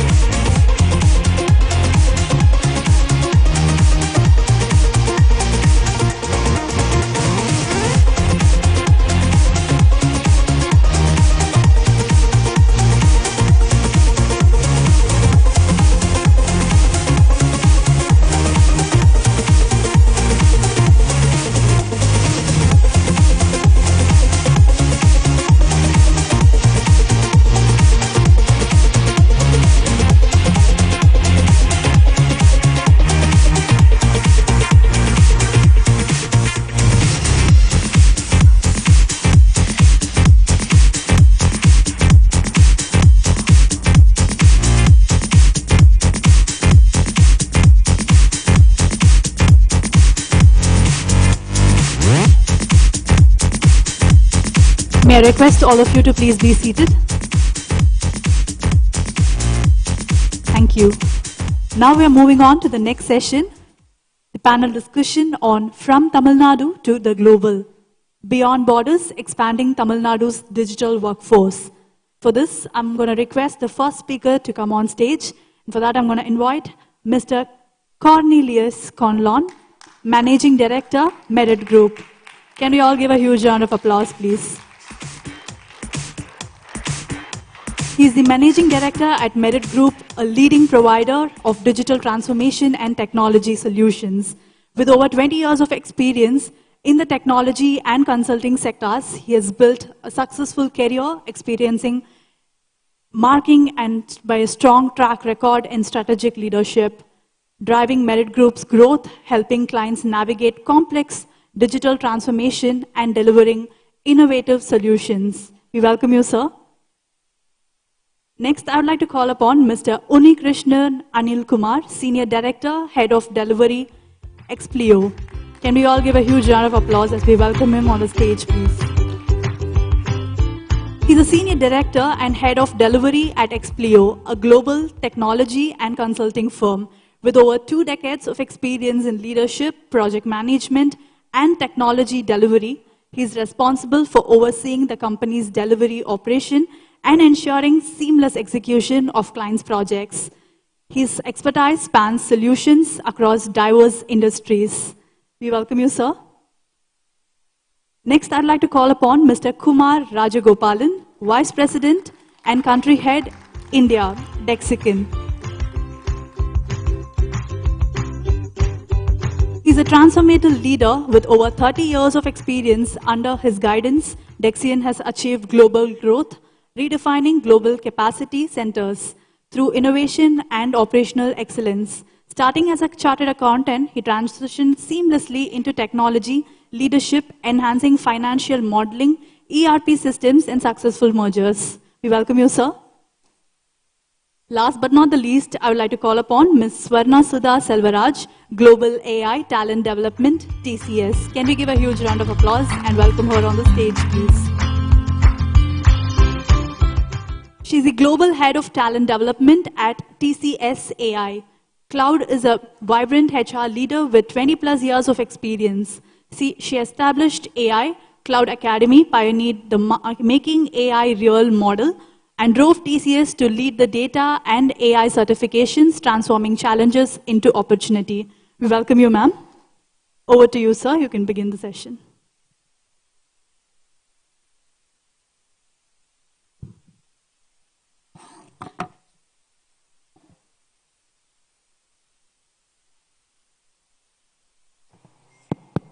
Hello. Thank you. Thanks a lot. Thanks for the introduction. So it's 12:50. I know it's like during the lunch time. It's always difficult to hold the people. In fact, as a small saying in Tamil, Seviki unaviladu பொழுது சிறிது வயிற்றுக்கு மீயப்படும். So it's like only when you don't hear something, you go for the eat. So now you're going to hear plenty. I think probably you can stay back here. In fact, the panel which I have, very eminent personalities, and last 3 days when we are talking about it, like too many things which came out in our mind, we want to share those with you guys. But before I start, at least like to make the whole crowd energized. Of course, like kind of I could see some empty, but like still I just wanted to make it more energized. Anybody who's less than 30 years of age, probably make a big voice here. Go Tamil Nadu is the word, and we'll conquer. So can we make a big noise here so that like it gives the goosebump for us to kind of present it more better. So anybody less than 30 years of age can shout. Over 30, if you feel you are over 30, don't shout. If you feel you are under 30, please shout. Go Tamil Nadu. Go Tamil Nadu. That's great. Let's start. Okay. So Tamil Nadu, the global workforce, digital workforce, we all know that like it's expanding and we are serving the globe. So what it makes interesting from the Tamil Nadu standpoint, in fact, I take a pride. I come from Tamil Nadu, studied here. So it's a lot more pride to kind of present it that way. If you really look at it, the Tamil Nadu has the ecosystem which is built on the IT side of it, especially the digital workforce. The first tidal park came in Tamil Nadu. In fact, that's a tech park. After that, like there are few other tech parks which are out there. Tamil Nadu accounts for somewhere close to 75.3 million square feet of the grade A building, which is close to about 10% of the overall in India, which is consumed in terms of the grade A building. That's the first best thing to happen.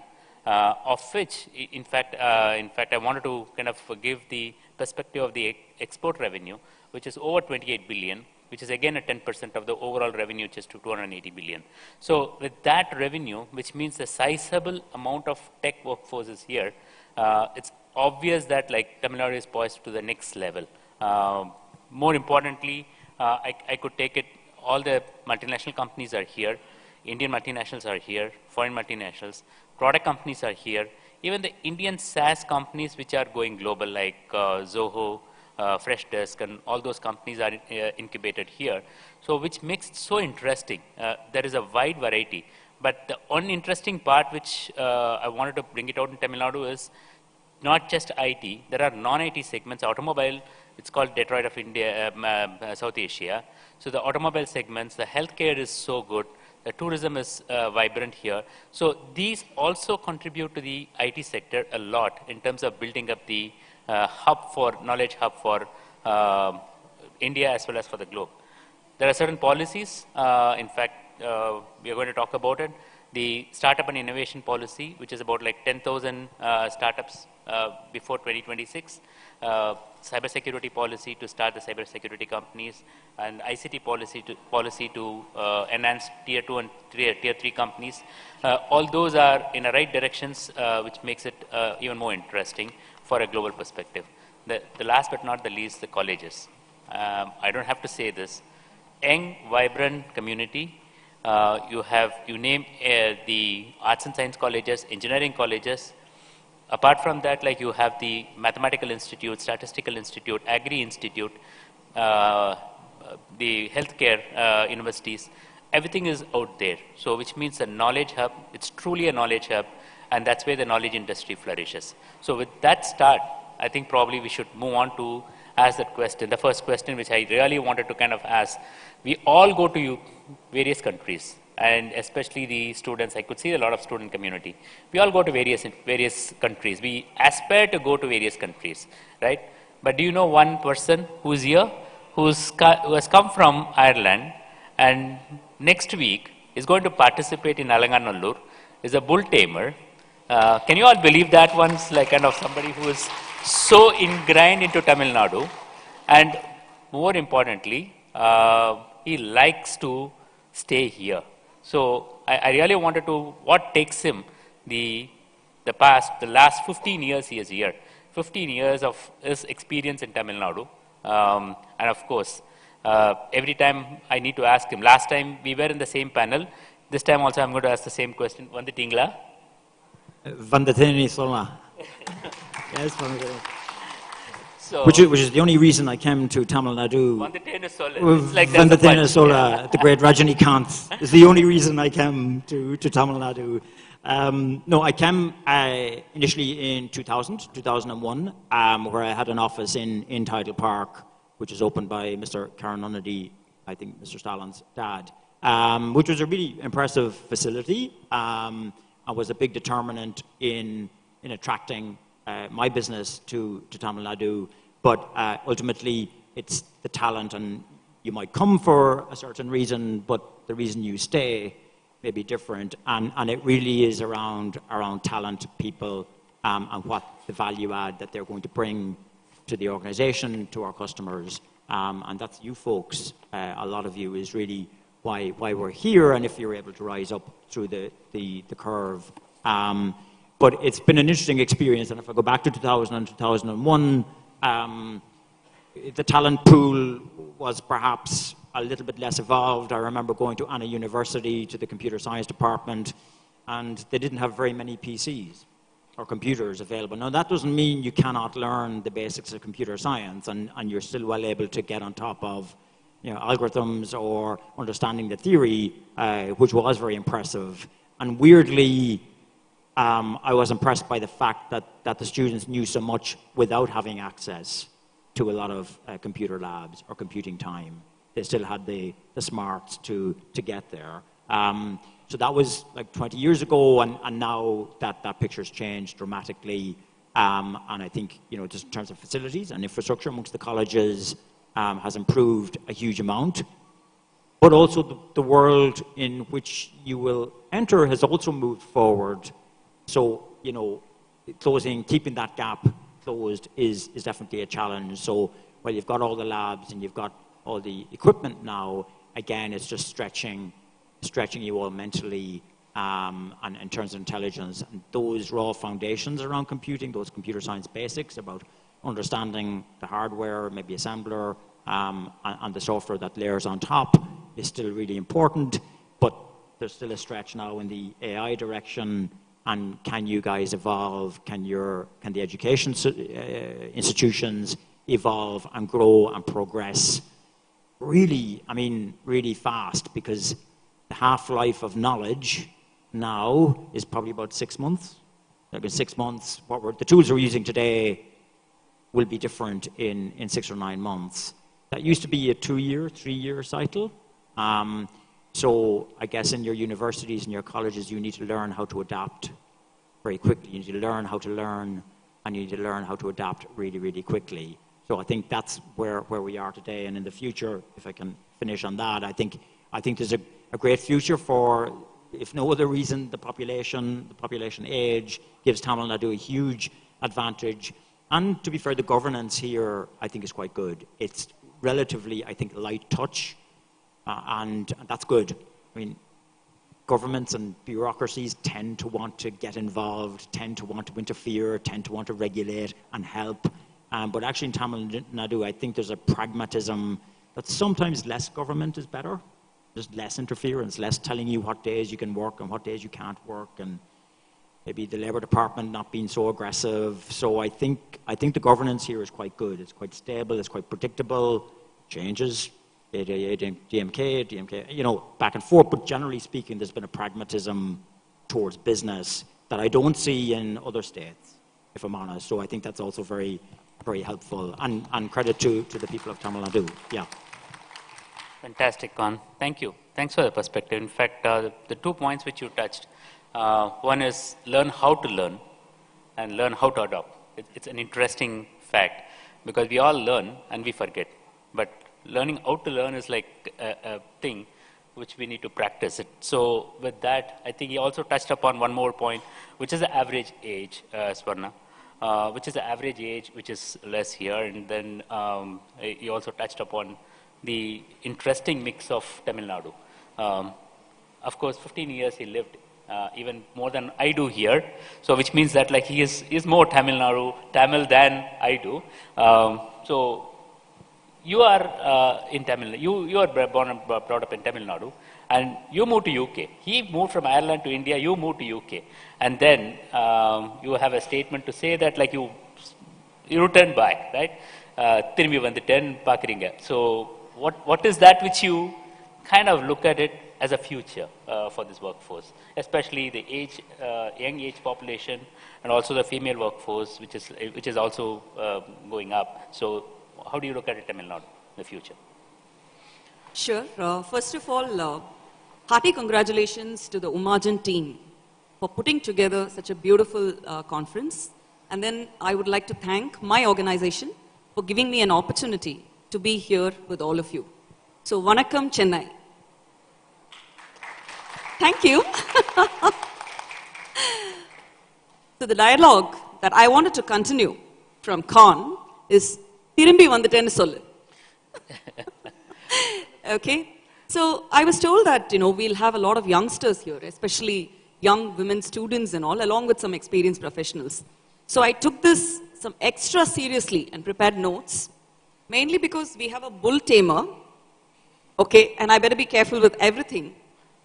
So to answer your question on the young India, the young Tamil Nadu, the first thing I see as an opportunity itself is the hunger as Tamilians we have in Tamil Nadu, right?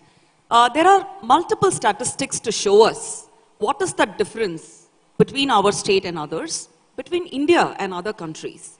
Is hunger the first thing, and how inclusive and accommodative we are. Having an Irish person coming and living with us happily is an example. Now, what are the opportunities in the future? It is very nice to see that we have the hunger. That is something which is good. Now, when we look at opportunities, from a government perspective, seeing so many students attend a conference like this itself is a great opportunity. Now, looking at an opportunity, that's good again. But how will we transform that into something that is going to help you? That's going to be future. Applying yourself to any possibilities, that's going to be the future for all of you. That's the first thing I would like to bring out. And then the amount of universities and the labs that you've already brought out, right? Now, along with it, you can also get additionally prepared for the AI world, which means there are learning opportunities that are available that you could use, which we see that, yes, there are students who are utilizing it, but then what is the best way to utilize it? We'll talk about it a little more. So getting global certifications to make yourself global citizens in the AI world is the second thing that you could look at and which will be very useful. And then the kind of organizations that we have. Kumar brought out that we have every kind of organization. I would like to quote my own organization, Tata Consultancy Services. We have a very interesting policy called the Certification Reimbursement Policy. What this means is that an employee of TCS, if they want to get certified in any global certification or any national certification, they could get certified and it will be reimbursed by TCS, which means TCS sponsors certification. This doesn't stop with just employees, but anybody who's got an offer with TCS also get an opportunity to get certified. This is part of our post-offer engagement program. Most of the colleges, I think, we come for campus recruitment. So that is something which is an opportunity for you. You could utilize that opportunity. And many other organizations today also are picking it up. So that's something you could watch out for and take up. And there are many industry partners. Within TCS, I can tell you TCS ION as a platform, wherein interesting courses are offered in partnership with IITs, IIMs, specifically AI courses that also you could look for and take up. Mainly the message is that you have the hunger, the opportunity is around. So you will have to bridge the gap, place yourself there, apply yourself and get there. That will be the differentiator. Fantastic, thank you. So the certification is a key. Of course, like it should reach the college level. That's what you mentioned. So which means to reach the college level, we have to build the infrastructure to the tier 2, tier 3 cities, and we have to move further just from the metros to other areas. Of course, Uni Krishnan, so you have been always here. You have not returned back, or you have not come here. It's like always been here. So, and also we know that like Uni Krishnan, we have another Uni Krishnan which has very, very sweet voice here. So of course, everybody wants to hear your voice also in terms of what kind of infrastructure you see in the tier 2, tier 3 cities that can attract the talent, especially when we wanted to create a remote workplace or I would say extended workplace and build the tier 2, tier 3 cities. There are policies also around it. So the government is taking a lot of initiatives and incentives to come out with that. But to take it to the tier 2, tier 3 cities, what kind of infrastructure which we need to create, including the internet connections and things like that, so that like it becomes easier for the universities to adopt as well as the corporate to adopt to the tier 2, tier 3 cities? Sure. And what are the advantages which you see that one that way? Sure. And I think, first of all, I feel it's a privilege to be part of this esteemed panel with great gentlemen and ladies here. So my voice may not be as sweet as Uni Krishnan's voice. and second, it's still, yeah. Okay. And probably I also came, I'm not born and brought up in Tamil Nadu, but again, Tamil Nadu became my second home. After my college, I had the first opportunity to work with Ashok Leland here. And then I moved out, but I came back. So again, I also went out and then came back. So I think the question, what is the infrastructure that we need to develop in the tier 2 and tier 3 cities? I would say today there is not much of difference between Chennai as a metro and the tier 2 cities, which Khan also touched upon. Looking at cities like Madurai, Trichy, or Coimbatore, they have come up a long way. And today I do not feel a difference between being in Chennai has a different advantage, or being in tier 2 city has a disadvantage there. So it's really come up well. I think you touched upon those policies which the government has already put in.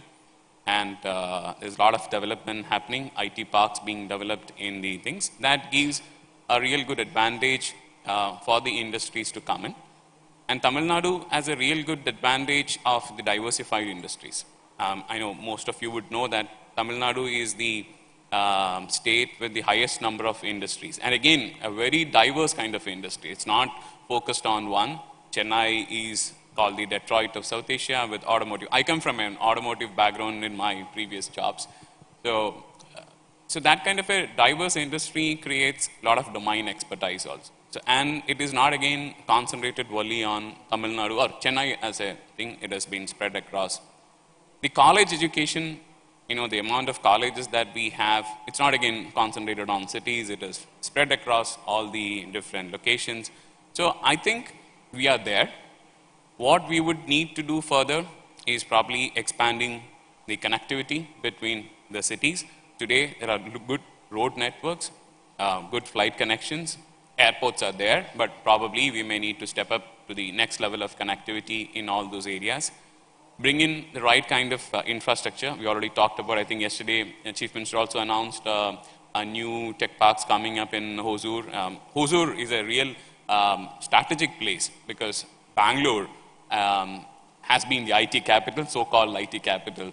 And being very close to Bangalore, Hosur has the real advantage of capturing, if I be selfish about Tamil Nadu and then say Hosur is very strategic from that perspective to capture the business back from Bangalore. Bangalore has grown, sometimes I feel grown beyond limits, and I think Hosur can be a real good alternative for thing, and next to Hosur could be Salem.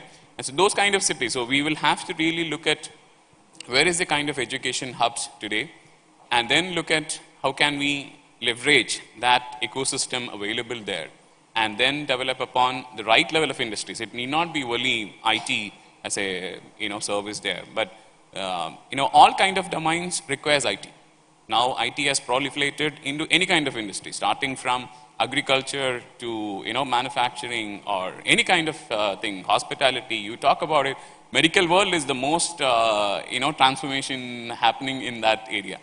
So any kind of industry coming up, IT services will equally get developed in those sectors. So I believe that's I think the government is having a clear vision of bringing this to a 1 trillion economy by 2030.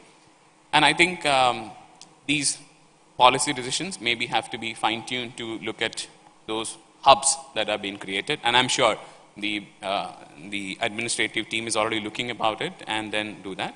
The second point I would look at is again inclusivity of people. Obviously, when we look at industry to develop, it's not only fresh talent which is coming in. You need to have the domain experts.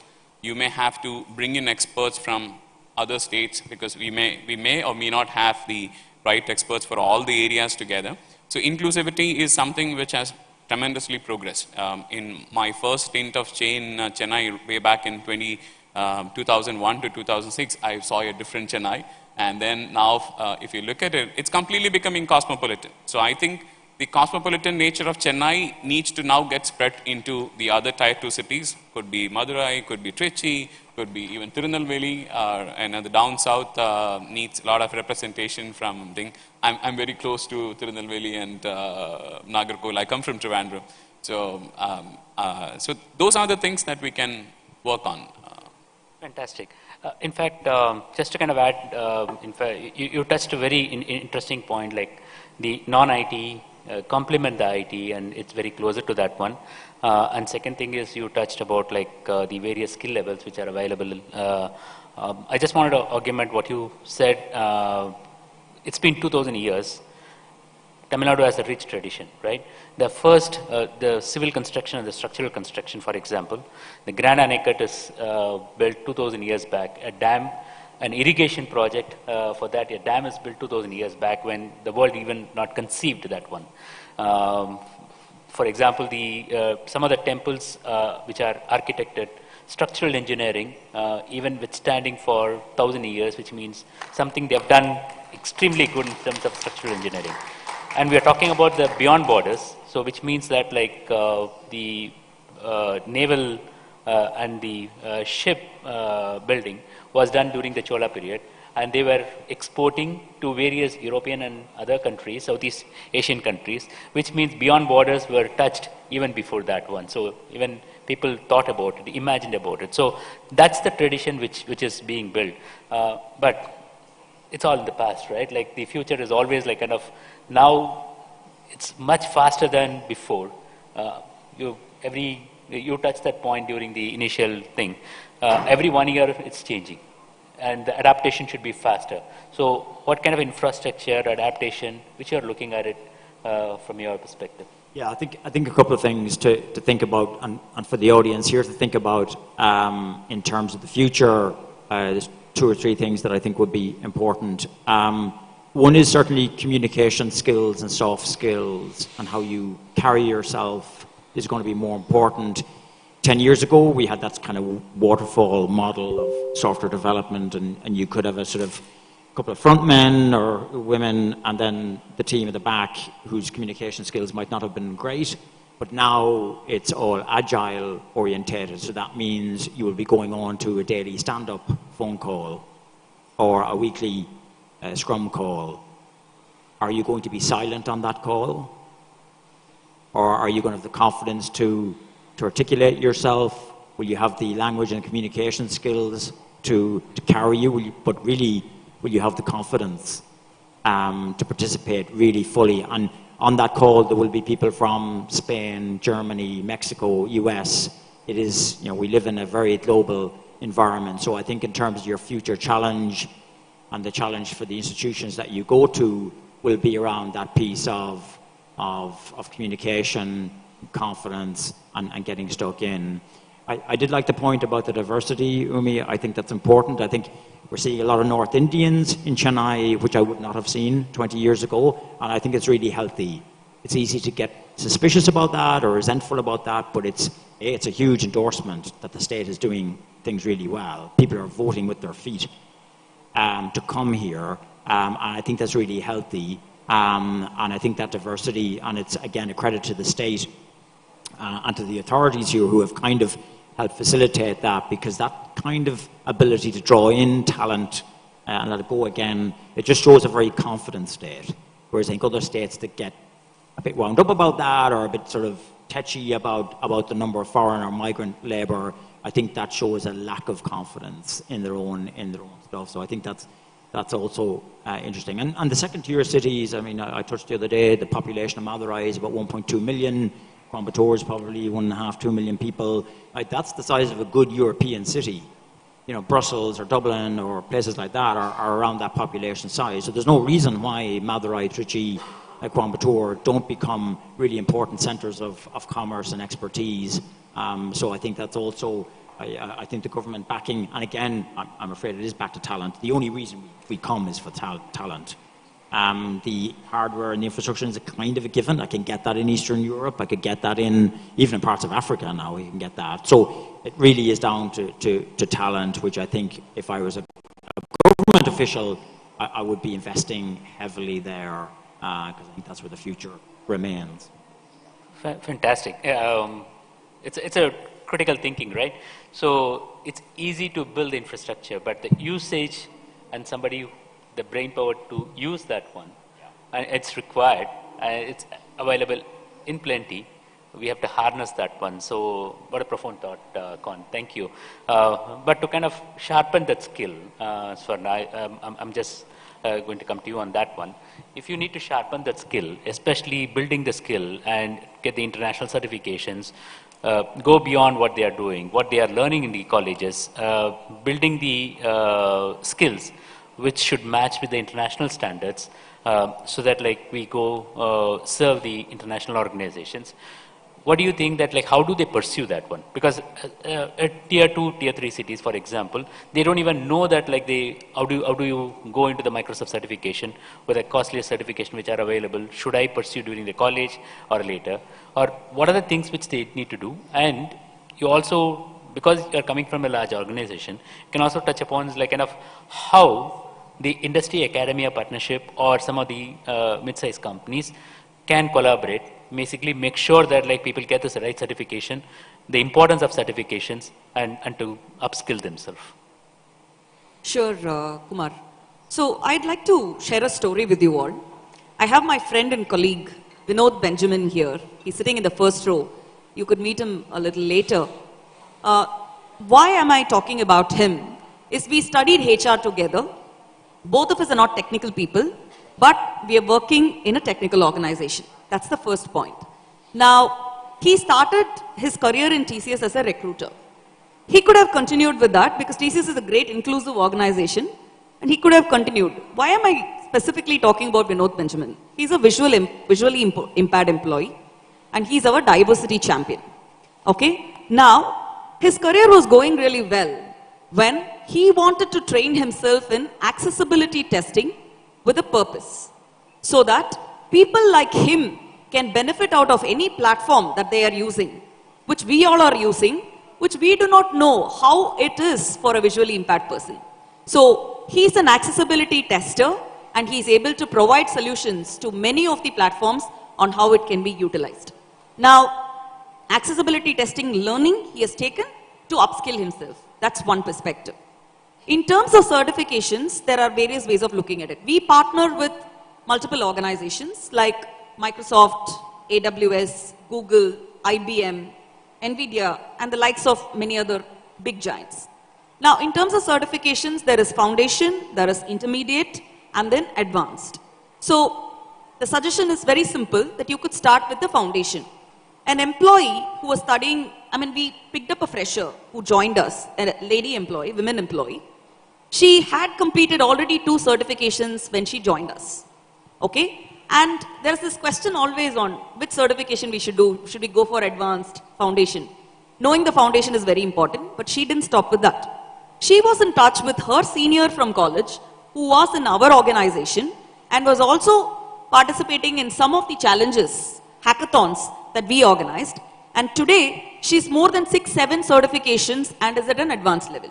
She is just 3 years experience. So this is what global certifications could do to career from using the opportunity perspective, but the effort has to be taken by the person themselves. That is what is the differentiator. This is from a certifications perspective. From an academia and industry partnership, opportunities are multiple. The one message that I would like to give to anyone is expertise is the new inclusion. So it's not just about the educational qualification. It's about how we are able to build that expertise to be included in any forum where our expertise can be showcased. And that's going to be the differentiator. It's an interesting, and one point which needed to add here is, in fact, Tamil Nadu has been providing a lot more opportunity. There's a scheme called Non-Mudalvan scheme, which is a unique scheme, and the students should get benefited out of that one. So it's like how you participate and get the certification. That's critical. How you upskill yourself, that's critical. So that's where that bridges the gap, in fact, between the various cities and also between the present and the future, how we wanted to make that journey. So taking it to that one, so Uni, what does the future holds like? What do you think? Typically, you are in a manufacturing organization, General Motors, a quality conscious person. I know it's like kind of Six Sigma. You have put the samplers like, okay, this 30 will go out because these are defects, or this 10 will go, these are defects, this 90 will stay. There is a methodology to that one. And even that 90, you have the best of things, say some other skills like the cybersecurity, IoTs and things like that, you put them into the most advanced skills. So for the young audience and also for someone who is aspiring here, especially that in Tamil Nadu, to become a digital global workforce, what's your advice? Like how do we approach it so that like you are not part of the 10% who is taken out as a defect? And I think the first thing that we'll have to look at is something which we are looking today as a technology may not be the technology which is effective even 6 months from now. I think 6 months is the shelf life of a technology that we are talking about. So the best advice that we can give is to understand what is the emerging trends happening in the industry. Be in touch with your seniors or from the people who are in the colleges. You will have to look at how do you check back with your alumni. What is that they are doing? What is it happening? And now the social media, you can say bad and good about it, but there are really good uses of social media. You have enough of content which has been generated, which are really towards educative things. People are interested to showcase the new kind of technologies which are coming up in that. And I would say that you can get a base level of understanding with any kind of technology from YouTube or any kind of methods. I would suggest to them to be very adaptive. You cannot say that I have learned about a particular domain, I have a particular, technological tool knowledge available, and that's good enough for me for next 3 years. It's not even good for next 6 months. So that is where you can. And there are a lot of educational platforms like what she was mentioning. Those educational platforms needs to be used. You may have to invest in yourself, invest your time, invest maybe, I don't know how much of money investment can be done, but I think an investment on yourself is really what is going to make a difference in you. So I would say that would be my advice to the team. I just would like to... How about being the bull tamer at some point of time? Yeah, that's... So I think that's an important point. Like he shown us a certification saying that he's a certified bull tamer. So I was just finding an unlock to that. So he might have used videos, used AI, and did a lot of analysis to say that what are the strategies, and then you have done it. Yeah. So In fact, I gave him two advanced. ideas. I gave him two ideas. One is the Rajinikanth's way, other is the Ramarajan way. Which you wanted to follow, by the way? Right. Because the question was on certification specifically and the areas, I just wanted to add that the top areas that we are focusing as an organization is data, AI, cloud. So the foundation, intermediate and advanced that I was talking about, the kind of roles are around cloud engineering or data engineering, and then analytics, which is playing a huge role, new certifications on data visualization coming up. In terms of cloud, becoming a solution architect and then learning more about it. AI has a lot of new certifications which is offered by multiple groups. Like I said, Microsoft, AWS, Google, all of them have the AI certifications as well. This can be picked up from the foundation level itself. I just wanted to add on that. Yes, go on. One piece of advice is don't get too intimidated by all of those terms and all of the areas you can go. You can only do so much, right? So you could pick a segment where you think your skills will work well, like maybe in the world of data, or maybe in the world of security, cybersecurity, or security by design. You don't need to cover everything.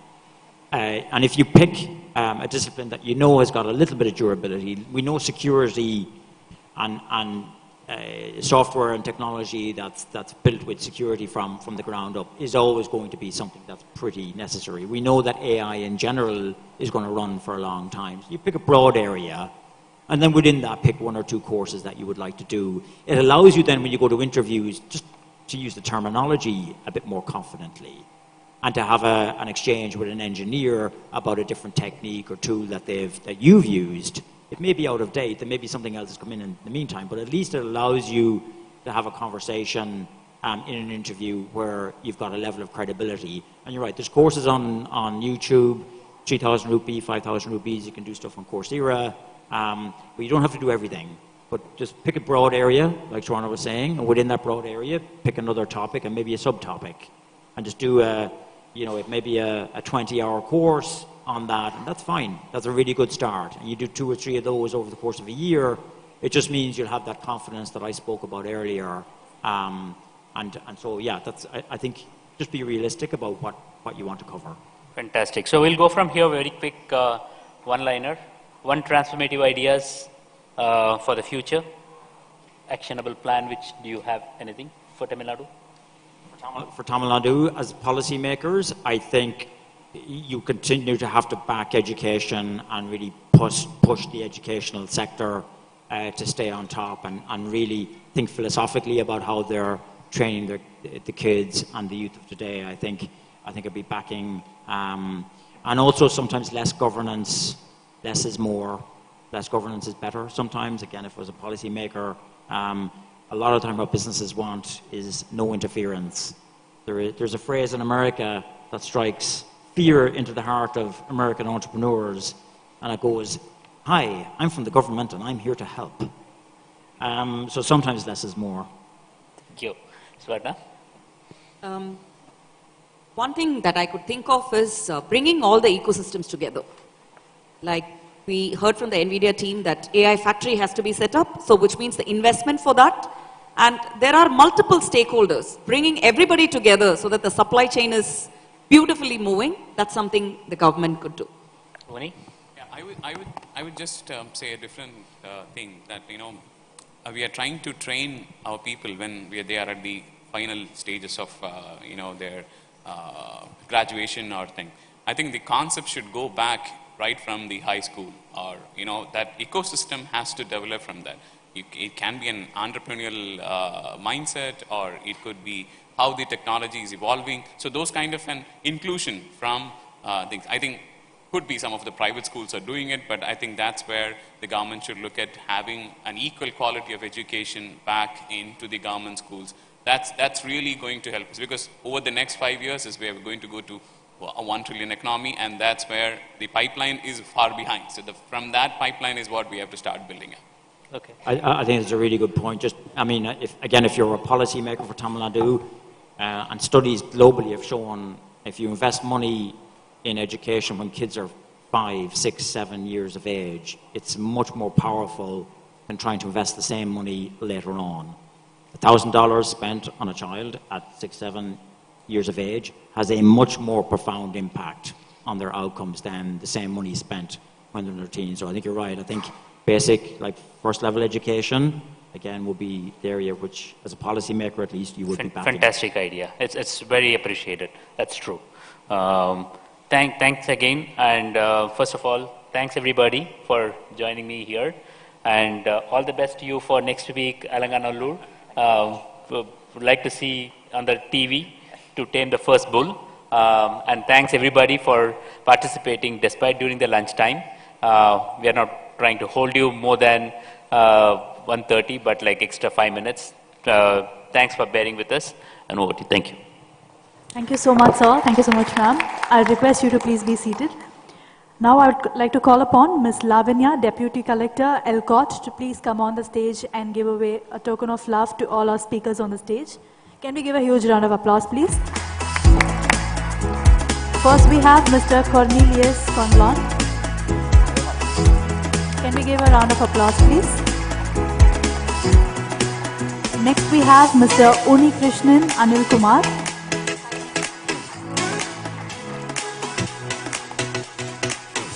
Next, we have Mr. Kumar Rajagopalan.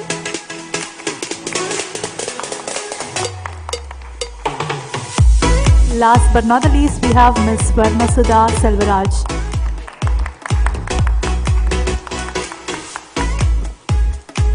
Thank you so much for joining us. As we explore from Tamil Nadu to the globe, we deeply appreciate your presence and look forward to your continuous support and progress in making this place globally connected. Thank you.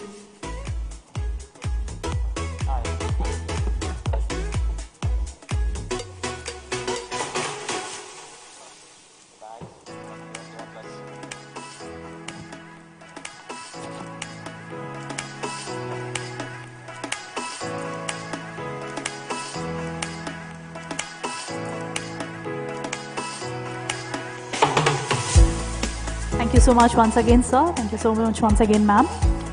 We'll now break for lunch and meet back at 2:15 in the same hall. Thank you.